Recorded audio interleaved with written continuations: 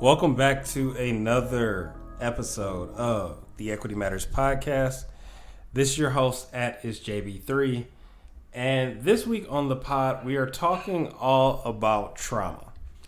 And this episode actually came out of a conversation I was having with a friend of mine who we were talking about just my need and desire to feel busy or to be busy or at least doing something. Like I get the urge to create, and it's almost like I get fidgety. And he made a comment that that's likely a trauma response. And I didn't quite understand where that came from. And in doing some digging, it's like, oh, well, I grew up in a pretty I don't want to say busy environment, but we were very structured. There was things that had the schedule. We knew what time was dinner. We knew what time was bath. We knew what time was bedtime, and like everything became very cyclical. But to me, that didn't constitute this idea of a trauma response. But I wanted to know more, right? And so reached out to my friends over at the Cummings Graduate Institute, and Dr. Fanike Kiara Young was someone who quickly elevated to the top of the list of folks that I needed to talk to. Now, when we think about reactions to trauma, it varies greatly, and as it should. Individuals have unique experiences, therefore their responses to those things may be unique as well. We could think of something like a natural disaster. We could think about Katrina. We could think about flooding. We could think about anything that disrupts one's natural environment. But we could also talk about being a witness to a crime or an act of violence or being physically assaulted. Like all of these things can produce a trauma response because they are traumatic experiences. As I've matured and navigated my way through therapy, I'm starting to really pick up on the impacts of trauma as an adult and some of the behaviors that I display or things that I reject as a parent because I don't want to impose traumatic experiences on my child or children rather. And it's interesting because so much of the podcast work that I do, I see now connections between my lived experience and the content that we're talking about for the day. We're going to go ahead and dive into today's episode. I want to introduce you all to Dr. Fanike Kiara Young. Dr. Kiara Young. Thank you, James. I'm so happy to be here. So I am a licensed therapist and a childhood and financial trauma specialist, and I'll explain a little more about that later. I am a doctor of behavioral health and a master Reiki practitioner. And so I typically work with my clients from a holistic perspective and focus on mind, body, spirit healing, because my belief is that the body is interdependent on one another. And so what that means is that you must treat all of the parts of you to ensure that you are healing holistically and to make sure that if something is happening, let's just say mentally, if you're having anxiety or something of that sort, it can also have an impact on you physically. And so it's super important that we view the body as a holistic entity when you are discussing healing. So tell us a little bit about yourself. I mean, where do you call home? You mentioned that you're a DBH. Might even be good to explain what that is for folks who aren't familiar, and maybe what you're doing currently. Sure. So I currently live right outside of Atlanta. I am in the suburbs of Atlanta. It's about 20 minutes out, originally from Brooklyn, New York, and moved here and went to college here and just made it home. So I'm very happy to be here. However, also starting to just get that urge to move maybe. So my husband and I are figuring out what's going to be the next step for us. I am, like I said, I'm a licensed clinical social worker. I went to Georgia State University and received my bachelor's and master's degrees and then graduated from Arizona State University with my doctorate in behavioral health, and also known as the DBH. So the DBH is still considered a new degree or in a new profession. And so doctors of behavioral health focus on integrated care, specifically by applying the Biodyne model. The Biodyne model was created by the founder, Nicholas Cummings. I am currently the director of Cummings Graduate Institute, and the school was co-founded with Dr. Nicholas Cummings, and it was his original concept after feeling like the Doctor of Behavioral Health curriculum was not necessarily being offered in the manner in which he wanted it to be offered and the way in which he wanted the students to be trained. And so he went ahead and started his own school. So I'm actually, like I said, currently the director, and the students come in typically with some type of licensure and some type of background in mental health. And what we do is we work with them to teach them how to enhance what it is that they already know so that they can really grasp the concept of integrated care, and specifically working with primary care practitioners. And so what that means is that a mental health provider is trained specifically to work alongside a primary care practitioner or a physical health provider. And so that helps the patients, like I said, to receive that integrated, holistic type of treatment in that setting. I definitely got a lot of questions about the integrated care model, Okay. just from my own experience, but we'll come to that later. Okay. I invited you to talk about trauma, so let's talk about trauma. So Let's do it. what exactly is it? Because I feel like I hear it a lot in the discourse. People are saying, oh, that's a reflection of trauma. And so what exactly is it? What are some common types? Break it down for us. So trauma is a feeling, a reaction, or response to something that is just very disturbing, something that is distressing, something that is overwhelming to someone. And so typically it is something that, causes feelings of anxiety, or that person may experience a range of emotions and feelings in a short period of time due to the event. And so trauma ranges, and typically when people hear trauma, they immediately think that it has to be something that is like, so extreme. So it has to be something that deals with abuse, or it has to be something that deals with losing someone, or someone dying, or going through a divorce, or, going through a very upsetting life event, or witnessing a very upsetting life event. But that's not true. And so trauma can be, and let me be clear, trauma ranges for different, and it's different for everyone. And so, for example, I may have a minor car accident where I'm driving and someone hits the bumper of my vehicle, and that may happen, and I may just go on with my life and never think about it again.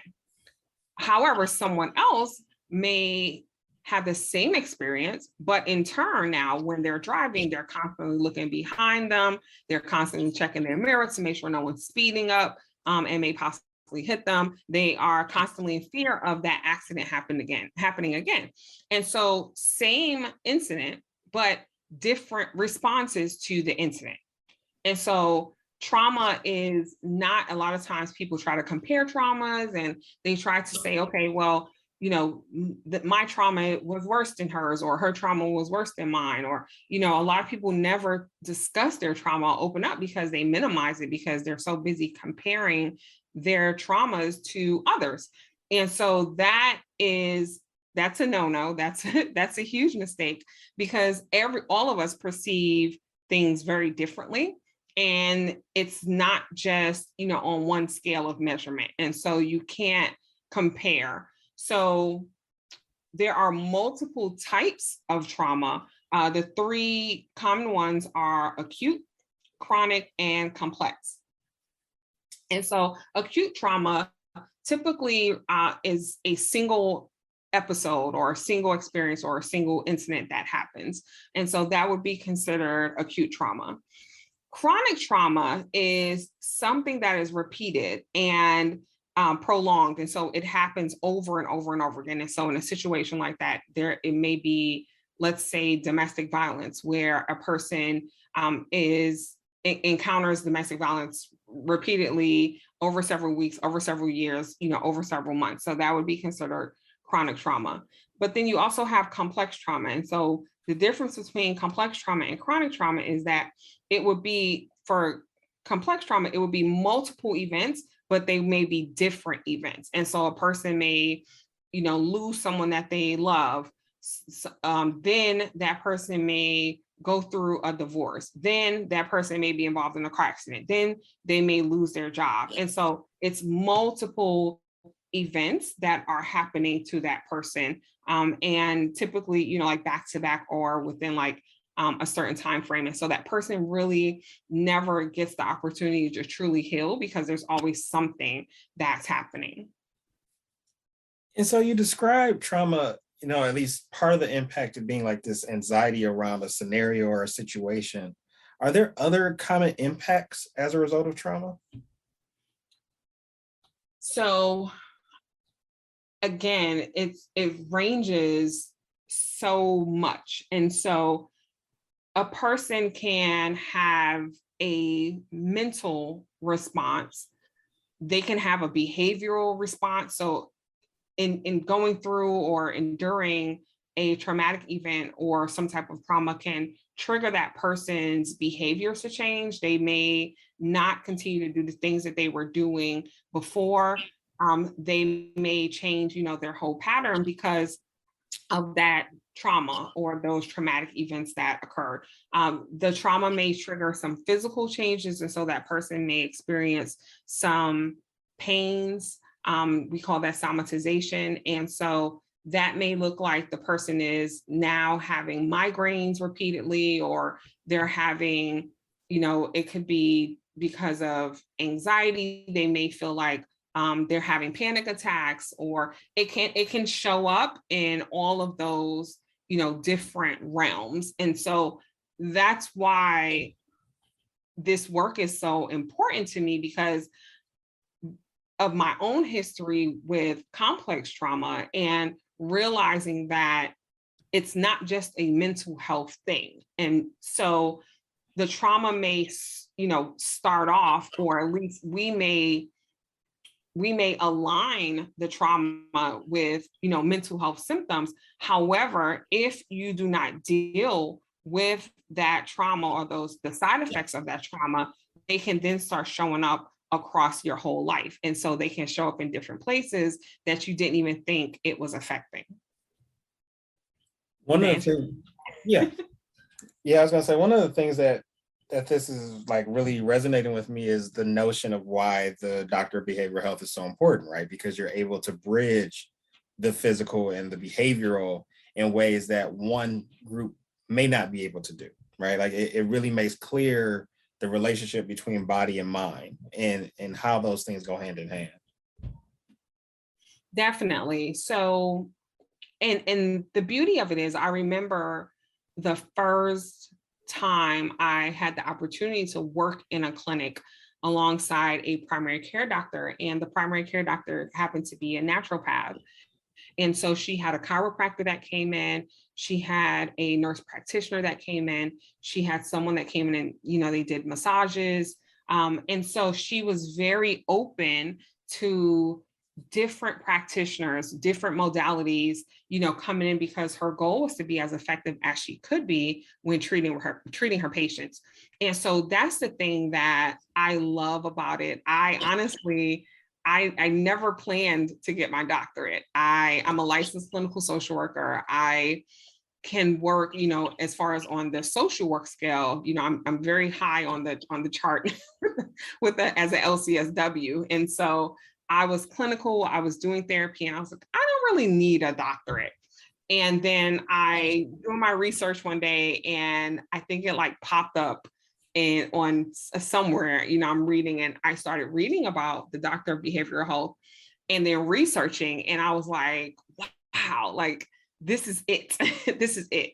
And so having the opportunity to now be the director at Cummings Graduate Institute for over, the DBH program has been such a blessing, because I have the opportunity to see, when students come into the program, what it looks like for them, their perspectives, their views, their thoughts.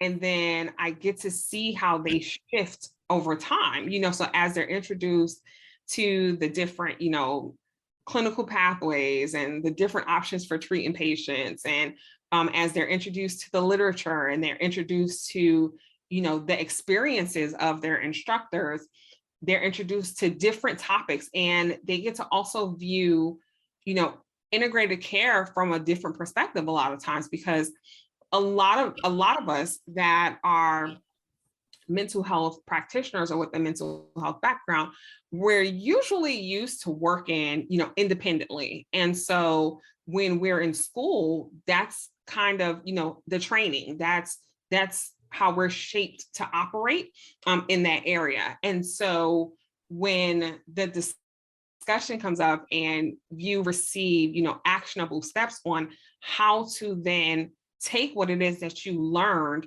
and then transform it, into something that allows you to strengthen another practitioner that you probably never even imagined that you would be working with, it's incredible. So there's a lot of education that has to happen, from both sides. There's education that has to happen for the physical health practitioner. There's education that has to happen for the mental health practitioner. And so even within the program, we have medical literacy courses, because it's important that when you're in that environment that you can speak the language of the providers, and also that you understand what it is that they're saying, so that you can communicate effectively about that patient. And I realize I'm taking us all off the outline. I'm going to do better. It's okay. Tell us about the relationship between racism, gender, and trauma, because we live in an intersectional world, right? Like, how do all these pieces show up together? That is a great question, James. So I believe that the acts that some take, and when I say acts, I am referring to, actions, words, policies, things that occur that directly impact a person of color, especially when we're discussing racism. So those things dictate whether a person experiences trauma due to their race. And what I mean by that is there are certain laws and certain expectations and norms that have just become a part of society that I believe are welcomed and encouraged, where I've seen some shifts, because of, Black Lives Matter, and because of social media, things have been, publicized more. And so it's not necessarily, things that's, occurring and it is swept under the rug.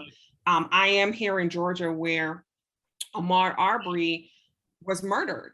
And initially, the ones that attacked him and killed him were not, set to face charges. And so because of social media, because of, the media and the people, because of the exposure, because now people can see, all of this, it set some things in place for his murderers to face trial and, be convicted. But where I'm going with this is, when you look at racism, when you look at sexism, when you look at, gender and trauma, so many people are judged and treated based on how they look. So many people are judged and treated based on, things that they can't necessarily change things that they were born with, things that, hey, this is how I am. And so, but then because they're mistreated, it can set a lot of trauma in place for that person, because they're mistreated because of that. But the really crazy part is they can't change it. And so it's kind of like, well, what do you do with that? As a Black female, I find that it can be very difficult to navigate, especially, like I said, I live in Atlanta, I live in the South, and it can be difficult to navigate as a Black person and as a woman. Black people in the South have never really been viewed as equal, especially, and of course, I know that happens around the world. It's not just here in the United States, but, people of darker skin, they're not necessarily treated equally around the world. And so that's a whole nother topic. But, and then it's like, even if, I get past that barrier or that obstacle, then because I'm a woman, I may be viewed as weaker, or I may be viewed, in a certain light. And so it's just, I think the responses, the policies, those are things that are traumatic. Every single time a Black person is killed by a police officer and that police officer is acquitted, that's trauma. Like that's a trigger for, I believe, all Black people. It's regardless of how much money you make, regardless of where you live, regardless of your class, regardless of where you live, it's a trigger. And it's something that, it's difficult, like I said, to really get over. And so that trauma kind of sits there, like we have to keep in mind that, especially, like I said, I'm from Brooklyn, New York.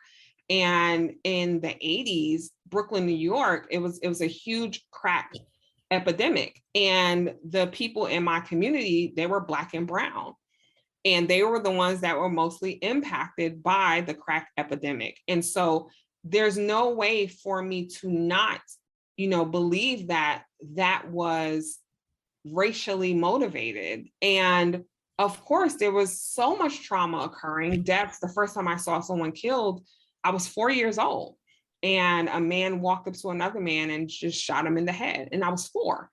And I believe that, again, that had something to do with the crack epidemic and, what was going on during that time. But we can always, trace it back to race and the long-term impact that the side effects of the policies and the treatments and the lack of action to protect certain people because of their race and gender is traumatic within itself. There's so many things to unpack there, right? Because one, I'm grateful for the work of Kimberly Crenshaw, because she makes it clear that the intersectionality is part of the reason why oppression is worse, right? Mm-hmm, mm-hmm. Because being Black is like one part, and being a woman is one part. But when you are a Black woman, those two parts come together. And when I've done presentations, I like to describe these things as like where all the roads meet, right? Like it's a crossroads. And the interesting thing is we tend to think of it before the action, right? Like we think of oppression, whatever that may be in that particular moment, but we don't often talk about the result or the resulting trauma, right? Like what lingers with the people. And I think a really good example, or at least what's going to be a case study for years to come, is the pandemic, right? Like we think about COVID-19 and how people have had to adjust. We think about the social isolation. Right. We think about the economic and financial impacts, the mental health pieces that have yet to be studied, and even the physical pieces, like people who actually had COVID and now are part of that long COVID group, right? Like they will never be the same. And so when we start talking about disparities and inequities, it's easy to see like part of it, but we'll never have a good sense of like all the ways that we've been impacted and the way that things stay with us over time. Yeah, I totally agree with you. And you brought up Kimberly Crenshaw. And I think one of the, we have to, of course, mention critical race theory and how, it discusses how it's all of it is embedded, in the foundation. And so sometimes, the traumatic pieces, no matter what you do, no matter what efforts you make, no matter, how you try to escape it, can you really escape, what's embedded, what's in the foundation, what the country was built on, what it looks like, and so it's a realization that so many don't want to face and they don't want to accept.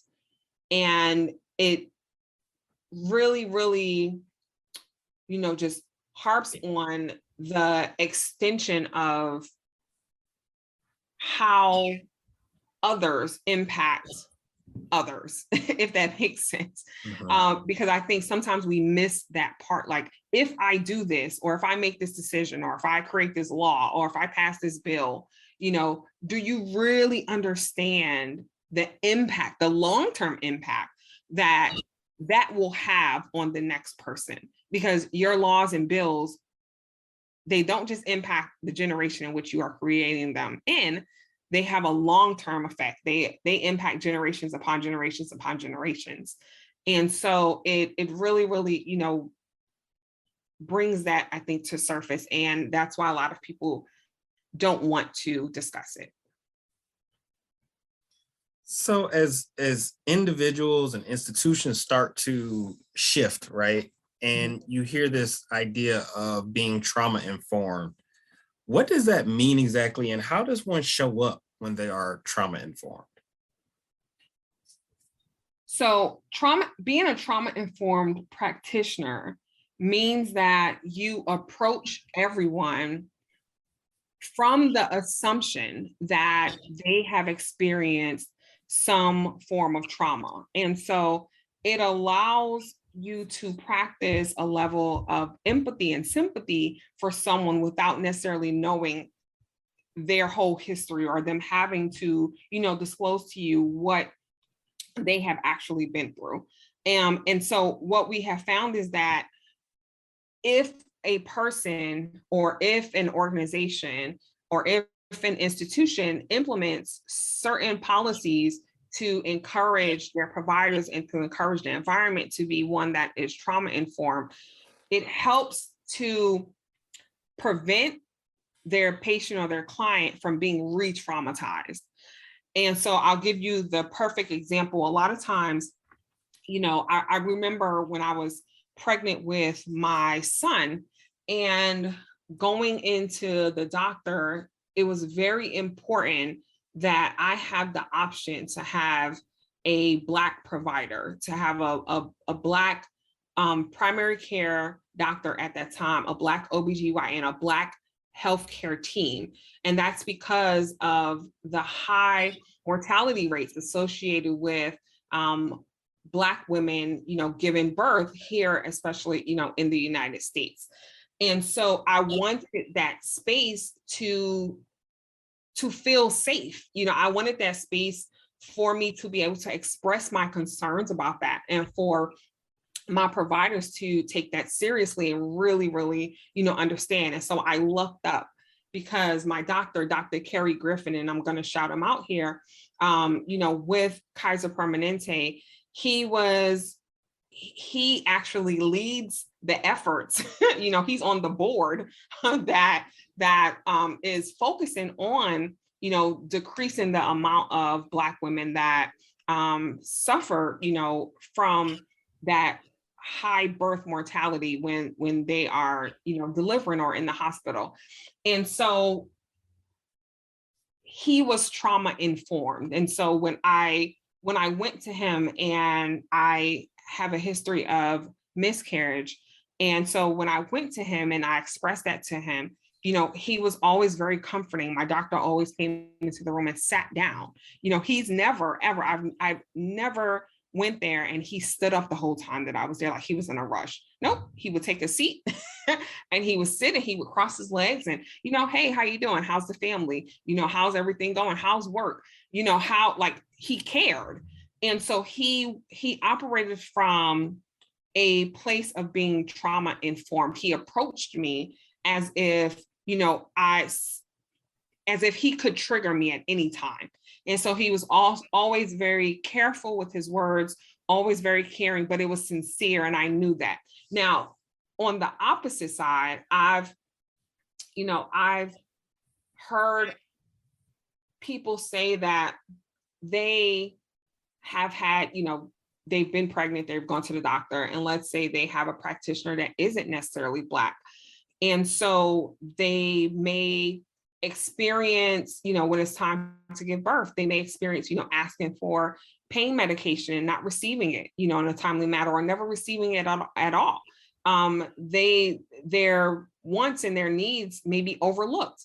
And, there's a huge connection with, slavery, and I cannot remember his name, but, long ago, when it all started, there's been a lot of experimentation that have, occurred with Black women and their vaginal areas, and no medication given, no care for the fact that, they're in pain. But it's a view of, okay, well, you're Black, you can take it. You're strong, you can take it. I don't necessarily have to be concerned about you in pain. You can handle it.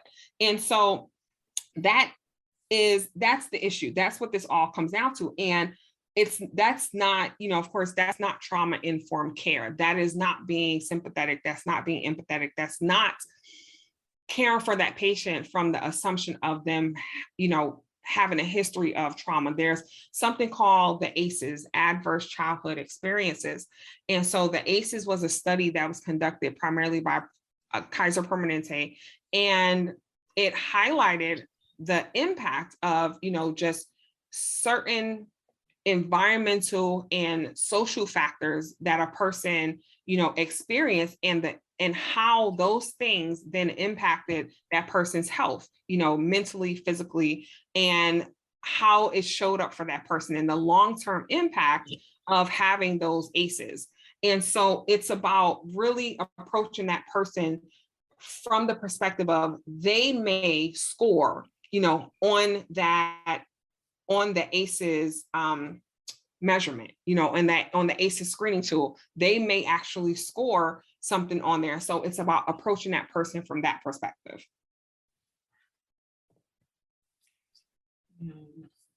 So let's dig deeper into kind of solutions, right? So I think trauma-informed approaches are definitely the start of the conversation. I want to talk about this thing I hear often about a trauma response, right? Like the ways that people respond to other folks. I mean, I was talking to a friend not too long ago, and I told him about my need to just be busy. And he said, "Oh, bro, that's a trauma response." And I'm like, no, not this time. It's just like, as a creative, I like to be busy. And so when you hear that, what does that mean to you? So for me, it's about that person has experienced a level of trauma or traumatic event or multiple traumatic events. And because of those traumatic events, there are decisions and responses that occur because of that trauma. And so, for example, a person may have difficulty trusting others, or they may, get into, let's say, a disagreement with a partner, and immediately they run, or they need to leave the house, or they become angry and aggressive. And those could all be responses that are linked to, let's just say, they witnessed domestic violence as a child, or they were exposed, to some type of traumatic event that causes them to respond that way due to that traumatic event, not necessarily due to what's happening in the present, but that has become their coping mechanism or their trauma response, based off of what happened before. So when people say trauma response, that's what they're referring to, that you have experienced some form of trauma and you are responding actually based on that traumatic event or based on that trauma, not necessarily to what's happening right now in the present. And so, as we talk about trauma-informed care and trauma responses, you mentioned earlier about Black maternal health. And so I'm really interested in hearing how trauma-informed approaches help to advance racial equity. So I would say that, actually, I would start with the racial equity part and realizing that someone should not be treated differently based on their race, but they should have access to the same tools and the same options as anyone else. So they shouldn't be denied things because of their race. And when you tie in the trauma-informed care with the racial equity, what that looks like is, I think, being conscious of the fact that there are some of us, especially when we talk about, if we're focusing on the United States, there are some of us that have a higher likelihood of encountering, certain adverse childhood experiences that others may not necessarily have encountered. And so it's about approaching everyone from a place of that empathy and sympathy, but also being very cognizant of the fact that there are some people, especially in the United States, and so we're talking about, immigrants, Black and Brown people that have had a higher likelihood of incidence of racial inequality. And so just being hypersensitive to the fact that they may have had a lot of negative experiences or negative occurrences, other things that may contribute to poor health outcomes, being hyper sensitive to those matters and then treating them or acting accordingly, especially as a provider. And so with that being like the first start of recognizing the racial differences in the ways that, well, not the racial differences, but the differences between people's outcomes, how does the trauma-informed approach piece help to facilitate the elimination of some of these inequities, especially when we're talking about Black maternal health? And I referenced him earlier and I remember his name now, James Marion Sims, back in the 1800s.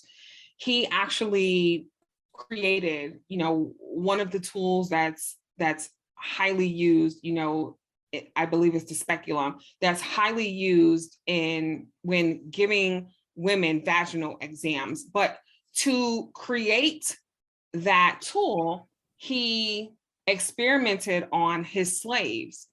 And so the slaves were never given, pain medication. The slaves were never asked if they were okay. The slaves were never, treated. And a lot of them wound up being sterile because of his experimentation, right? And so now we bring it to the forefront, and Black women now experience, maternal mortality at a rate of 2 to 3 times higher than that of white women currently. This happens now.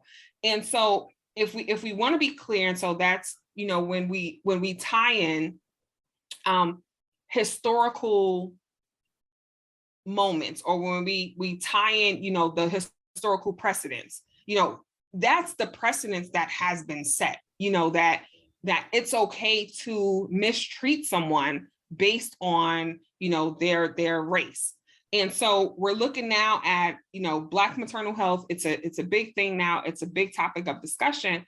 But again, it's has become embedded almost in society. It's a part of the foundation. It happened in the 1800s. We're now in, the 2000s, and we're still, experiencing that. And so there's so much fear that I think a Black mother has when she is set to give birth, especially, in a hospital.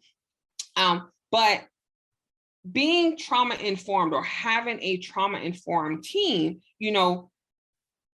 that team makes sure that mother is high priority. They check on her. They make sure that she has support. They make sure that, the nurse is present for her. They make sure that she has, I know when I was pregnant, I was given the option to do a birth plan. And in my birth plan, I wanted to make sure I had my doula there and make sure I had a team of people that were there for me. And I wound up having a full team actually in the delivery room of women, Black and brown women that helped to deliver my baby. And they did things the way I wanted to. And so I think that is what it boils down to, is relying on that mother to express herself and then listening to her, not just saying, well, no, regardless of what you want, we're going to do it this way. It's about making sure that, you're listening to that patient, that you're listening to the family. There are so many stories out there of Black women giving birth, and let's say their spouse or their partner, saying, hey, something's wrong with her, and the hospital or the staff not taking it seriously. And that Black mother winds up dying, or having huge health complications that all could have been avoided if what she said, or if what her family said, or what her partner said was taken seriously, and it was taken with a sense of urgency. And so I think it starts there. It's just, again, it goes back to taking that patient's life seriously, because that's what it all boils down to, and as healthcare practitioners, you take that oath, you get into this for a reason. And hopefully I hope that the reason, is to provide that quality of care, but on an equal level, regardless of a person's race or gender, regardless, because it shouldn't matter. But that's what I think it comes down to, is treating that person like a person and listening to them and making them a priority and treating their needs in an urgent manner. As we're recording this, my wife is just entered into her second trimester, and we've got twin boys already. And so we wanted to make sure this second time around, we took extra precautions, right? So having a high-risk pregnancy with twins, this is the first time that we have a doula. I'm really excited. I might even be more excited than she is.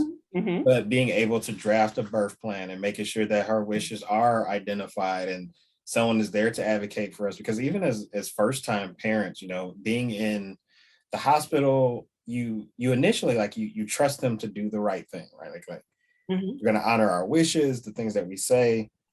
And then you just quickly see how false that is. And mm-hmm.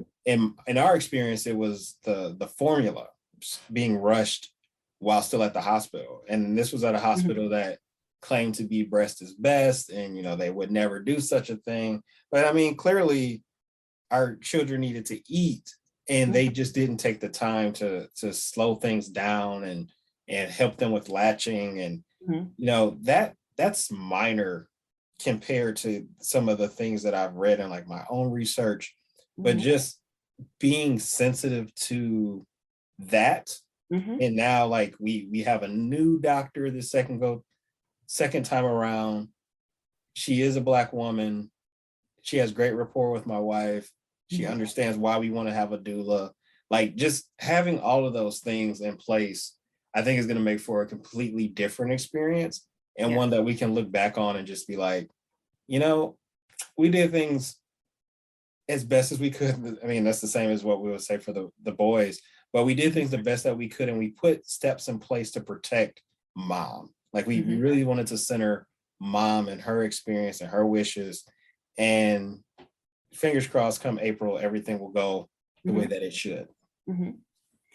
Yeah, it's so important. I think that, you know, I hemorrhaged when I gave birth to my son. And I remember my husband and my sister who were in the room with me, you know, they became very worried, and my husband especially, and I could see in his face the fear, you know, and it was the fear of, oh my gosh, what's happening with my wife? But it was also the fear of, oh my gosh, we just had this baby and she has to come back. And, you know, I will tell you, I was never worried.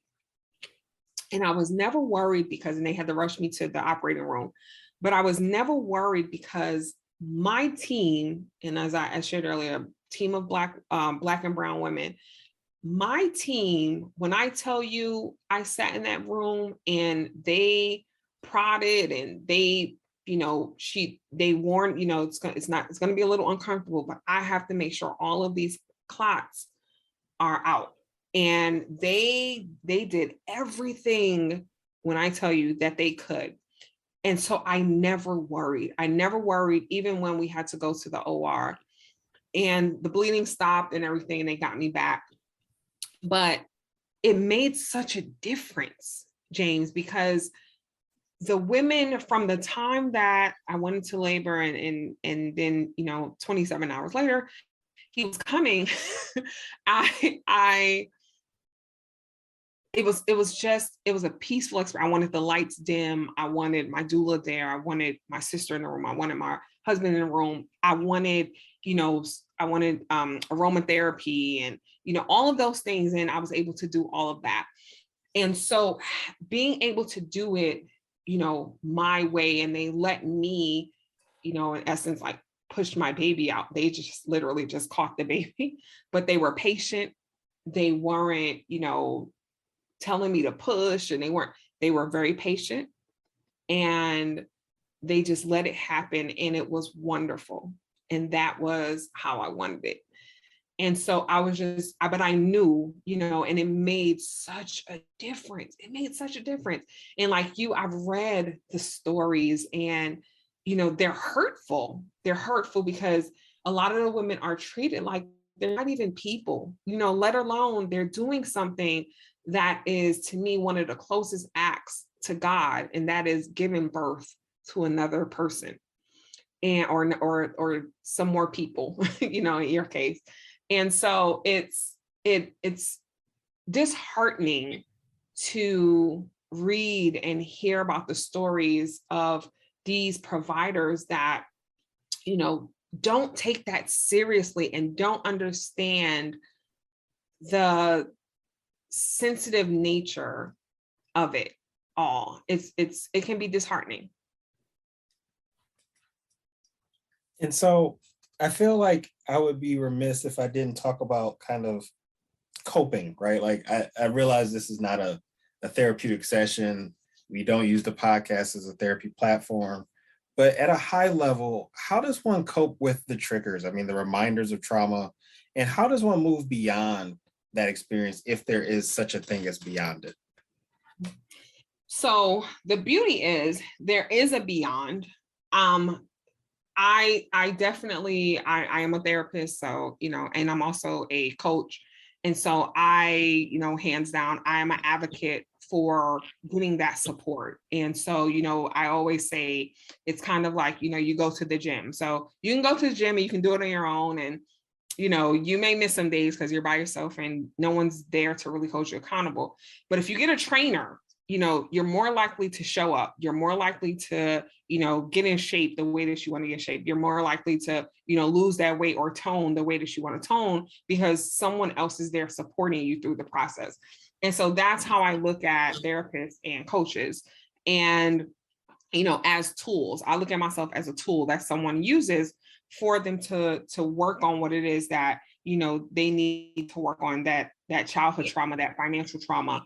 And so there are some things though that a person can do on their own. So one of the things that I like to do is give my clients the tools for them to use when they're not with me, because I can't be with them all the time, you know? So setting them up for success is super important. I do a lot of, mindfulness techniques, a lot of meditation, a lot of relaxation techniques, a lot of deep breathing. I do a lot of, rewriting the narratives, or narrative therapy. That's what it's called, where you literally rewrite the narrative to an event. And that's so key, especially when doing trauma work, because a lot of times, that trauma happens and then we tell ourselves one story. And, it's really about, working on that, rewriting that story so that you're not holding on to those limiting beliefs, to those negative thoughts. Some other tools that have been useful. I'm also a certified clinical hypnotherapist. And so I utilize I use clinical hypnotherapy, and then I'm trained in basic EMDR. And so that's also a tool that I use with my trauma patients as well. Other things that I give my clients is, grounding techniques, and just helping them to, when they're feeling anxious or they're getting worried or they feel like, something's coming up for them. So I give them techniques that they can use to keep themselves in the present and not, revert back to when that happened. There are, we do shadow work. And so that is, addressing or talking to or helping to heal the inner child.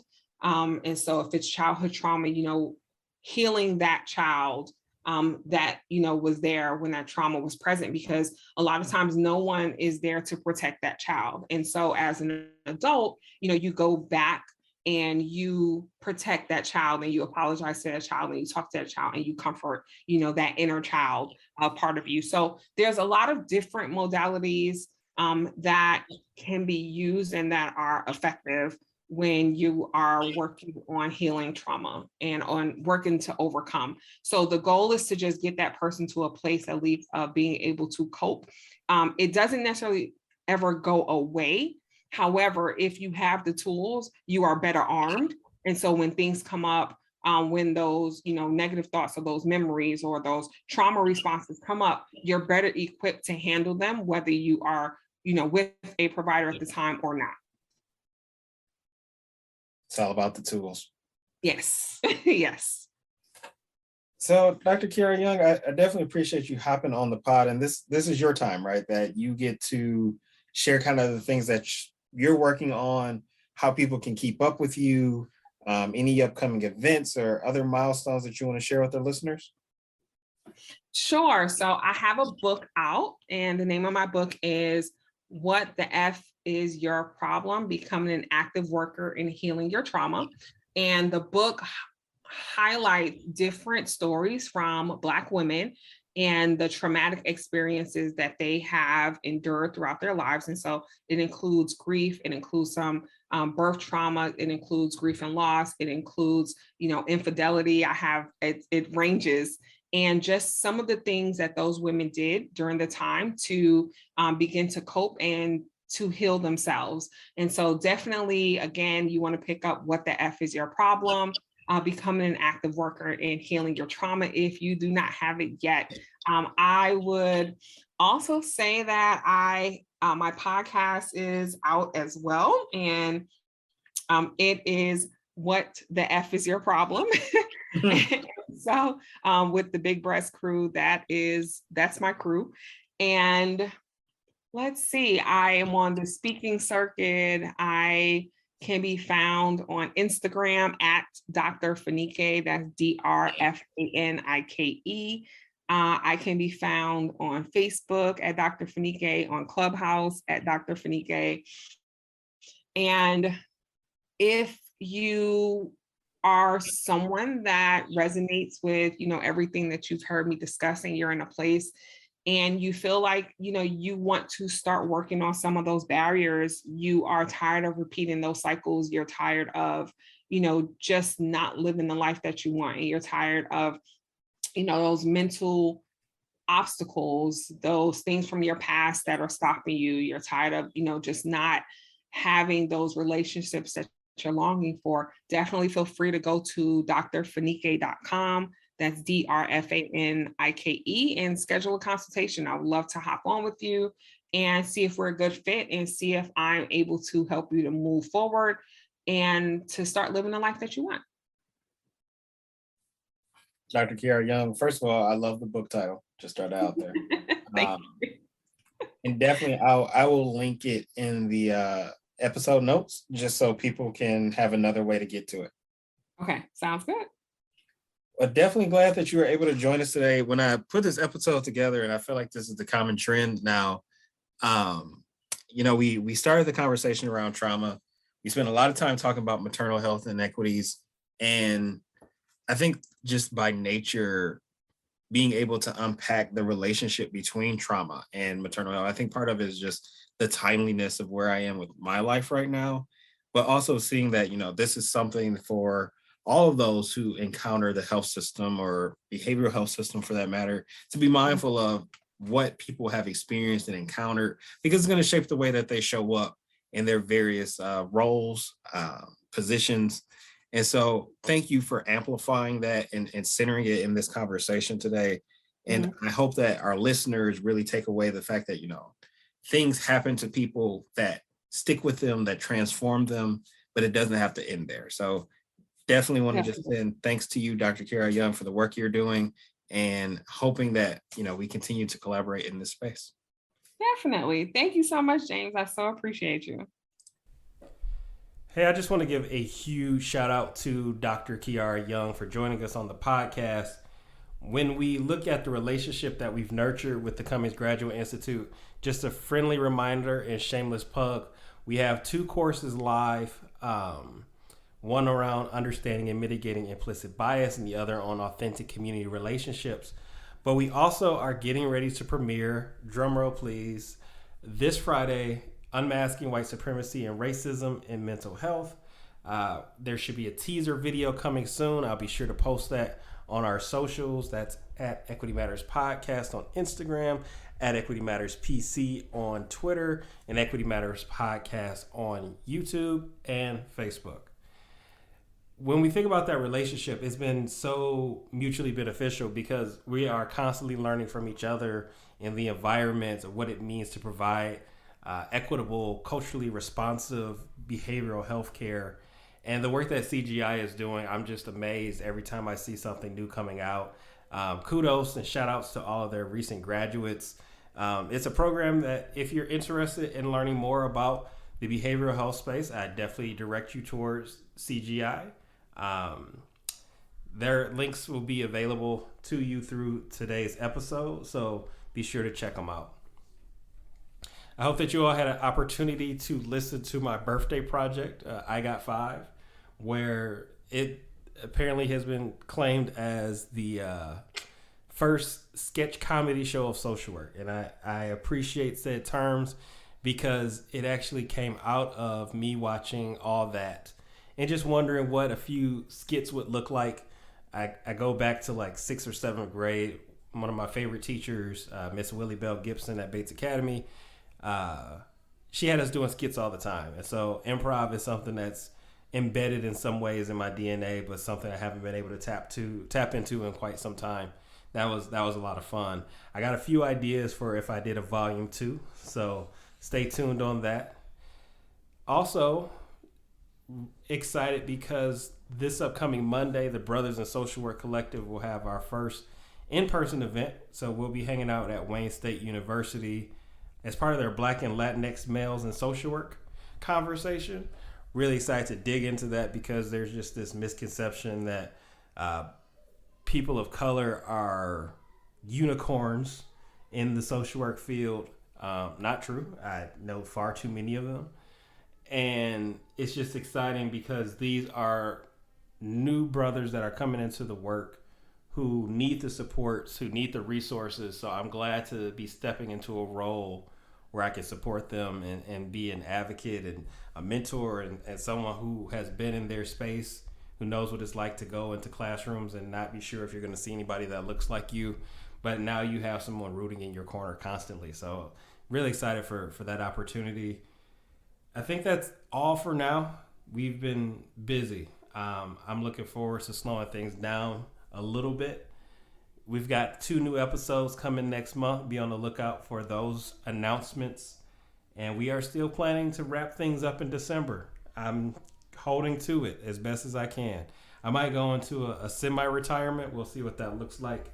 I'll be like Jordan when he came back, win a couple more rings, and sail off into the sunset. We'll see what happens. But anyway, folks, always a pleasure to rap with you all. Be sure to share this episode with a friend, someone that you think needs to learn more about the subject of trauma and trauma responses. Take care, stay safe, and of course, equity matters.